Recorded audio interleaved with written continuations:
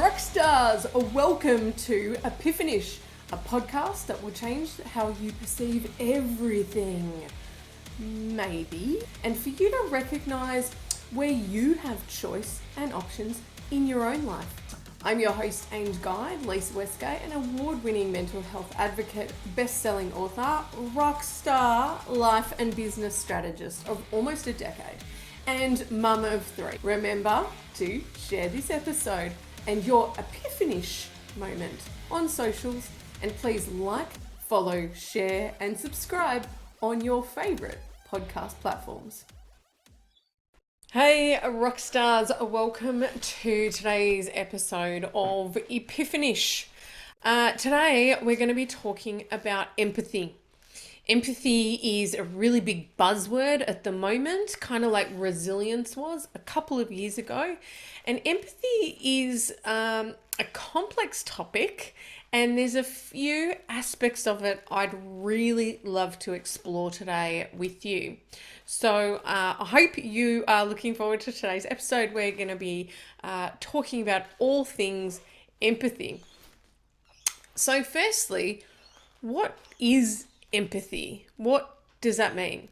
So according to the Oxford Dictionary, it is the ability to understand and share the feelings of others. So empathy, for my sort of interpretation of that definition, is about really being with someone else in their feelings. So sitting with them in their feelings and feeling the feelings that they're feeling.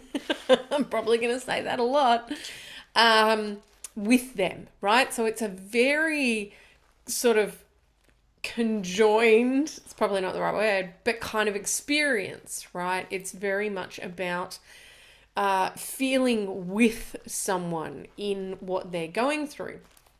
So let's just take that as it is and put that in a bit of a box for a moment.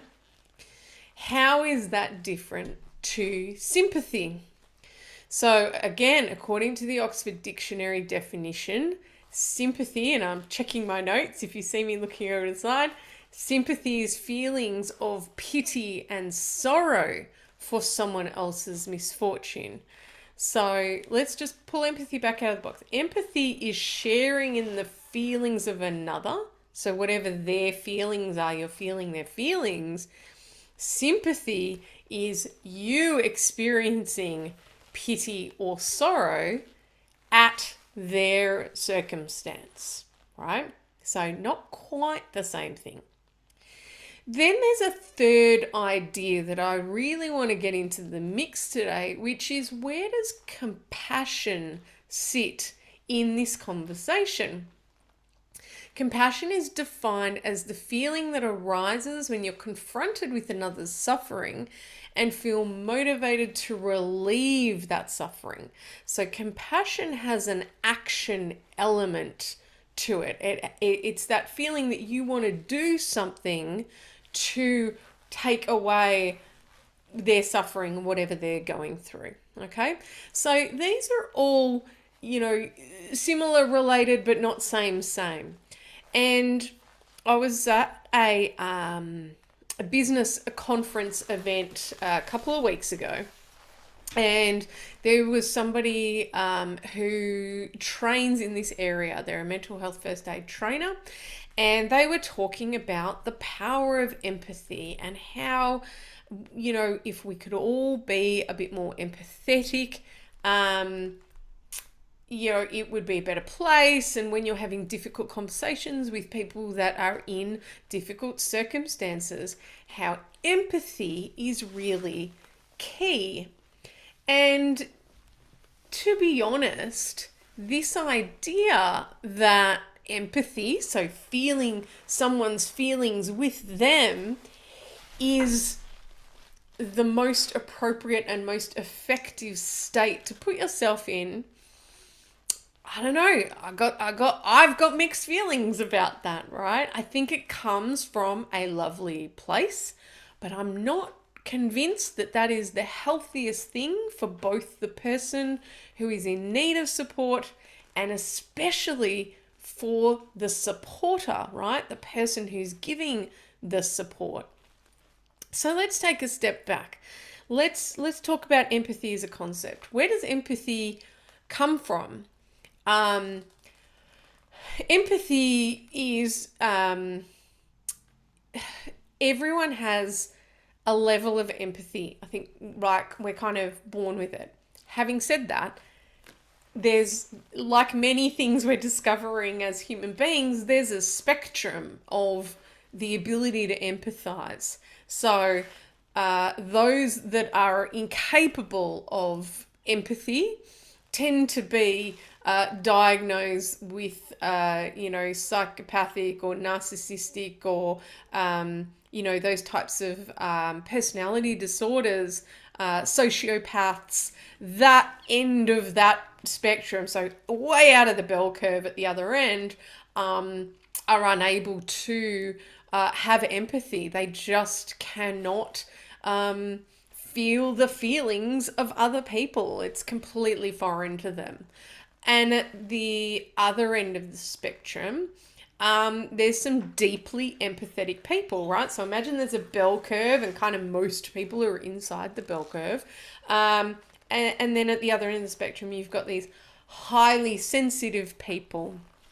And that's an interesting topic unto itself.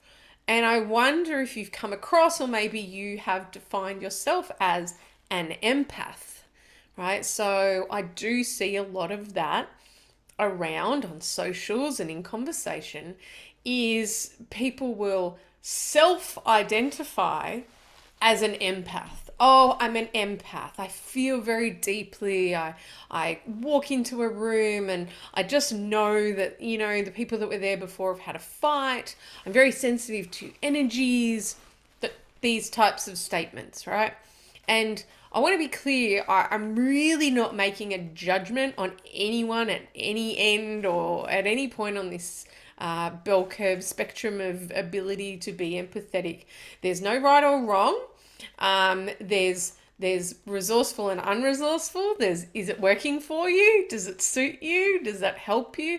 Or is it making your life difficult? Is it overwhelming? So there's no judgment, no shame in this conversation at all, right? Because everyone's different. There's no two people the same. So in context of these self-determined empaths, I just want to talk about that for a minute. Now, I don't know the personal history of everybody that self-identifies as an empath or a highly sensitive person. I've seen them call themselves HSPs, which just makes me think of halal snack bags. And I'm like, oh, delicious. It's my squirrel brain, right? Goes, HSP, that means something else, right? But you do see it in the context of highly sensitive people. It's very weird in my brain. I hope you guys are getting a bit of an understanding of that. So in that context of, oh, I'm an empath, I'm very sensitive, where does that come from? And I'm about to make some generalizations, which may be true for some and may totally not be true for anyone else. Okay? So again, I'm not badging, I'm not labeling. If it resonates, cool. If it doesn't, also good, no problem. In my 8.5, 9 years of working as a coach, primarily in the trauma, recovery, and mental health space, plus a decade as an ambulance paramedic, plus a few years before that working in other aspects of healthcare. This is purely 100% my opinion. My belief, given all my experience, what I've witnessed, and what I've personally gone through, I believe that there is quite often a link between a trauma experience, some sort of trauma experience, and needing to engage in a level of hypervigilance for safety reasons,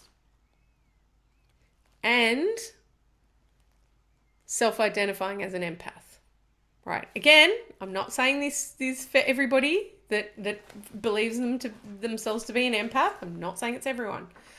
I do feel that there is a strong correlation, and I've spoken to other people in the same sort of fields as me that work with people with trauma.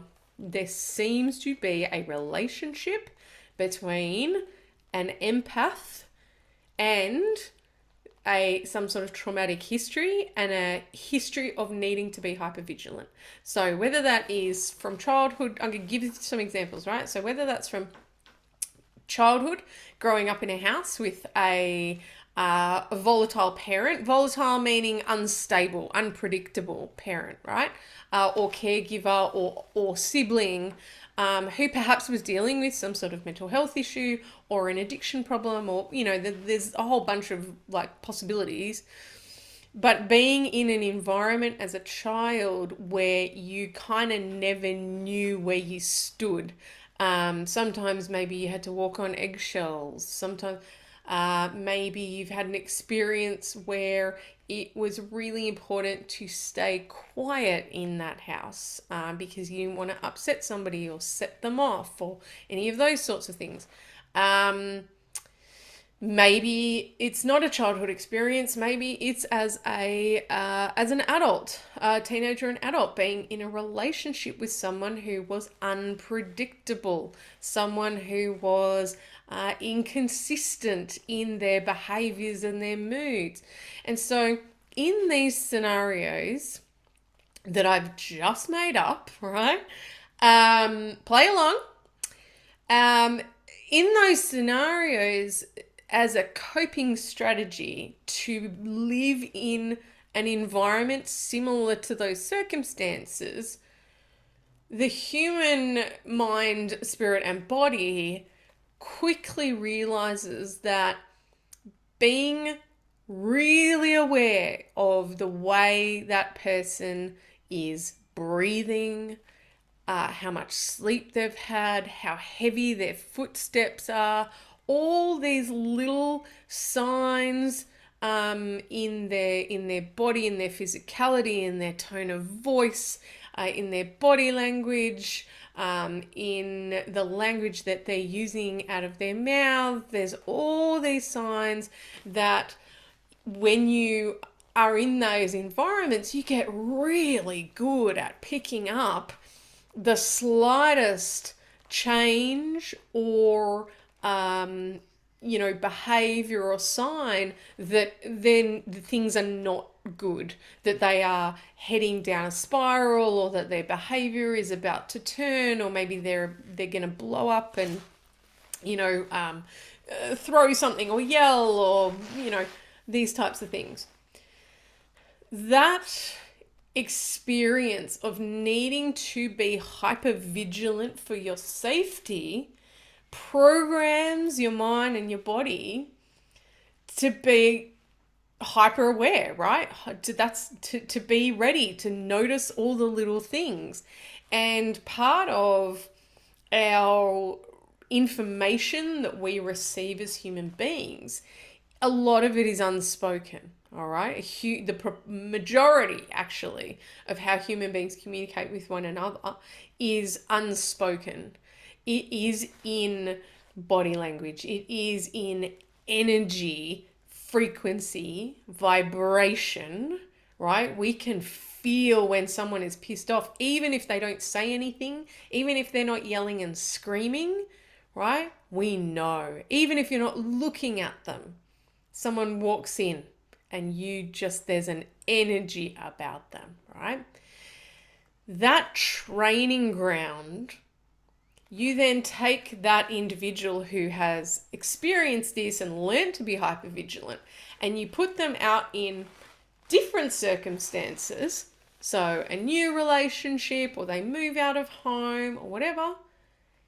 And now that skill set that they learnt, it's not necessarily for safety. They don't, their life's not in threat, but they'll be the first one at the office to know when the boss is pissed off, or they'll be the first one to know in the share house when, someone left the lid off the peanut butter and your housemate's annoyed. So that programming becomes built into who this person now is post that experience. And they may, depending on the community in which they move, the friends that they have, the Facebook groups they're in, they may get to a point where they find like-minded and people that have similar experiences, and they may define themselves as an empath. Yeah, I can walk into a room and I can just feel the vibe and things were not okay, or someone just had a fight, or I don't even have to talk to someone and I know how they're feeling, right? Often, again, not all the time, not everyone. It's not a blanket rule, as I preface, right? We're speaking in generalizations. Why is it useful to know where empathy comes from? If you're listening to me or you're watching and you're thinking, yeah, actually, maybe my empathy or my partner's empathy or my friend who's an empath, maybe there is a relationship to some past trauma. Maybe there is a relationship to being in an environment where they needed to be hyper vigilant. What do I do about that? How is that useful? It's useful to know for yourself or for friends and relatives, because when empathy comes, I guess, is like sourced from that experience, it tends to be boundaryless, because it is an instinct. It becomes a very natural way to be. Often it doesn't have boundaries, and that's a problem. And I'm going to share with you a quick little story about how I know that that's a problem. So nobody back in the day, back when I was at university and I was learning all the things that you need to learn to be an ambulance paramedic, nobody had a discussion with me around empathy versus sympathy versus compassion. What's the difference? How do I hold space for someone else's trauma or circumstance or feelings without making it my own? Nobody ever had that discussion. And so I entered a career of dead, dying, physical trauma, car accidents, all the things that paramedics do, right? Spending a lot of time in nursing homes with people that are, we call them God's waiting room for a reason. I went into that environment in my work role without any understanding of boundaries around empathy or compassion. I believed that to be good at my job, to be the best paramedic I could be, I had to be empathetic. I thought that was part of my job. And so I was. I was really great at it. I was very empathetic. I would sit with people in their grief at the loss of a loved one. I would care for people deeply that were in physical pain, all but feeling the physical pain myself. I was very attached to my patients. It really mattered to me. I deeply felt their pain, their discomfort, their grief, their loss. And at no time in a 10-year career did anyone pull me up on it. And what ended up happening was that I collected that. I collected 10 years of grief and loss and sadness and pain and heartbreak. And I took it and I collected it all. And I really believed that by taking it with me, I was somehow helping them. And it took me a long time to realize that not only was I burdening myself with the pain and distress of others, but I actually also wasn't unburdening them, right? I couldn't take away their grief or their loss for their loved one. Like who am I in that role to imagine that I could somehow lessen the experience that they were having? They're not going to mourn any less because I went home that night and cried for their loved one. But I didn't understand that not only was it not helping them, but it was really negatively affecting me. And I firmly believe that after 10 years of collected grief and pain and loss and holding it all in my body and pushing it all down into my abdomen, that's what contributed heavily to my development of PTSD. Because I accumulated by choice, kind of, a lot of vicarious trauma. So for me, when I see empaths without boundaries who say to me, oh, I find it difficult to socialize because as soon as I walk into a room, I can feel everybody's emotions because nobody has ever explained to them how to protect themselves emotionally or energetically from gathering and collecting all that energy and bringing it into yourself. And with all these discussions about empathy in the mental health conversations, in the, are you okay? And wanting to encourage people to check on each other, which I think is really great. I really think we are doing ourselves a disservice by not having a conversation about boundaries within that conversation. Right? I really believe this is very important. If whatever platform you are engaging with me on, I would love for your feedback and comments. You can also email me, lisa@lisawestgate.com, if you're not sure how to, comment. I'd love to know your experience of this or your reflections or your thoughts around this. I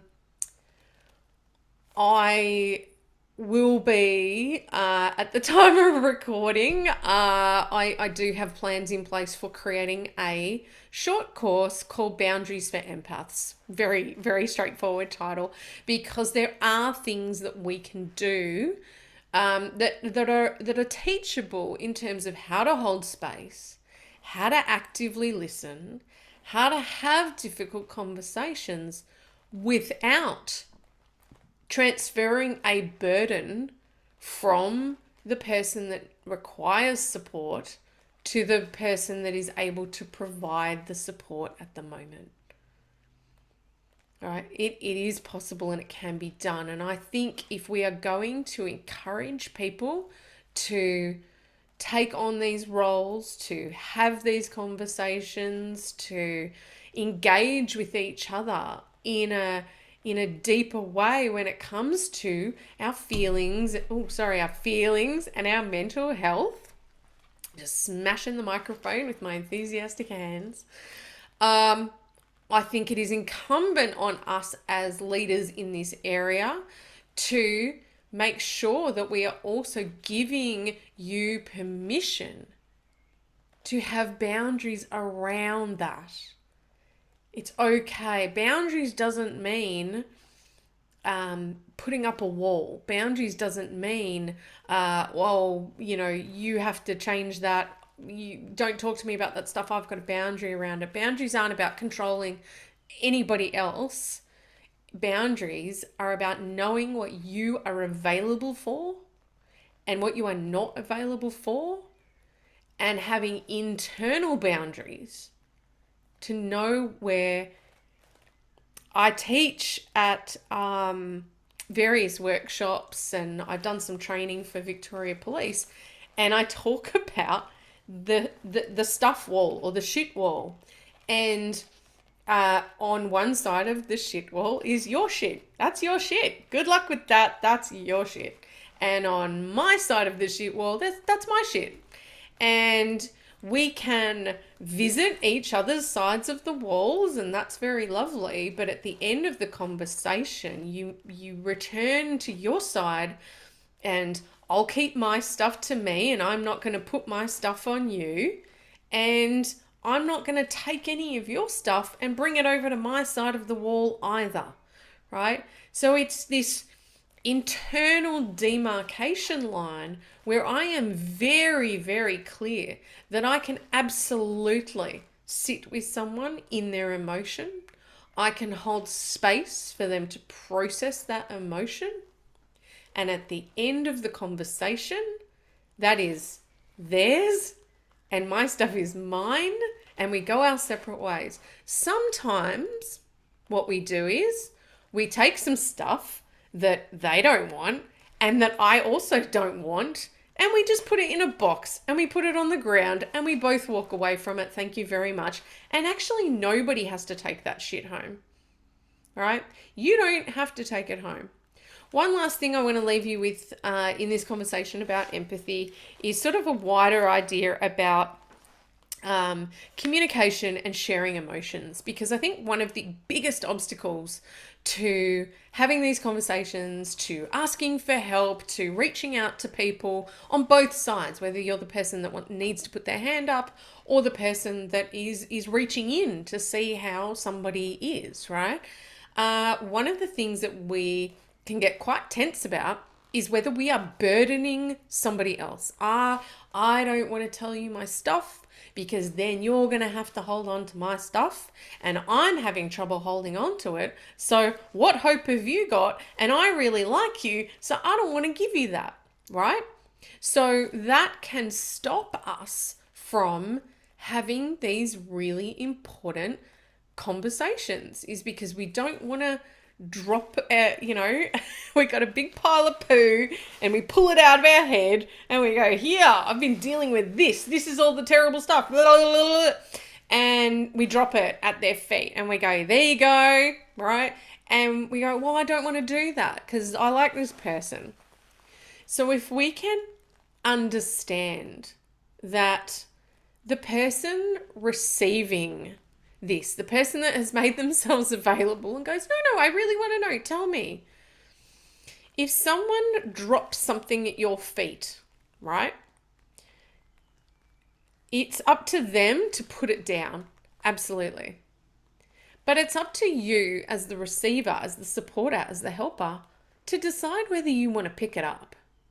So the metaphor that I often use in workshops, because this is where my brain goes, and I don't apologize for being a little bit gross.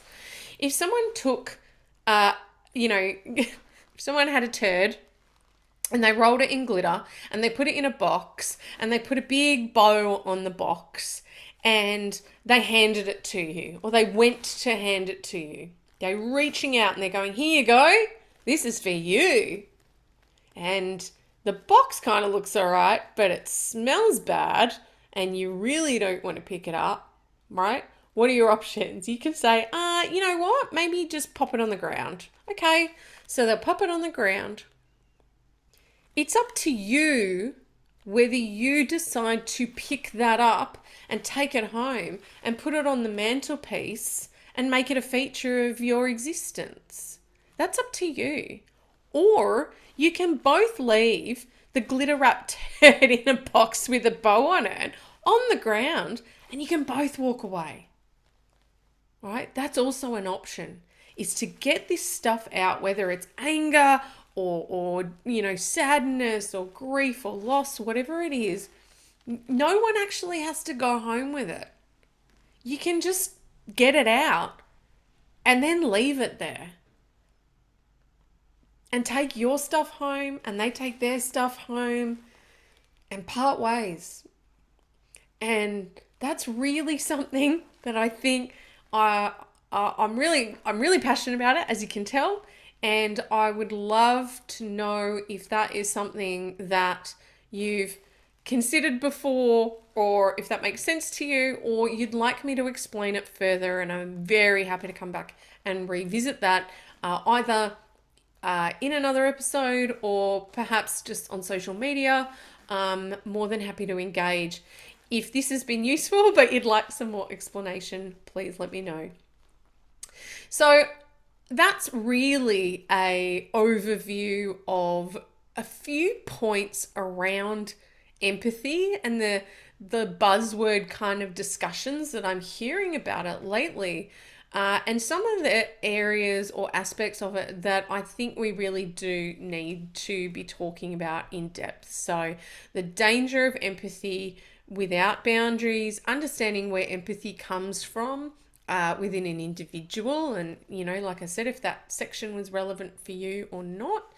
And also an understanding of the difference between empathy, sympathy, and compassion. Let me know if this has been useful. Definitely share your Epiphanish moment on socials, and I look forward to talking to you again soon.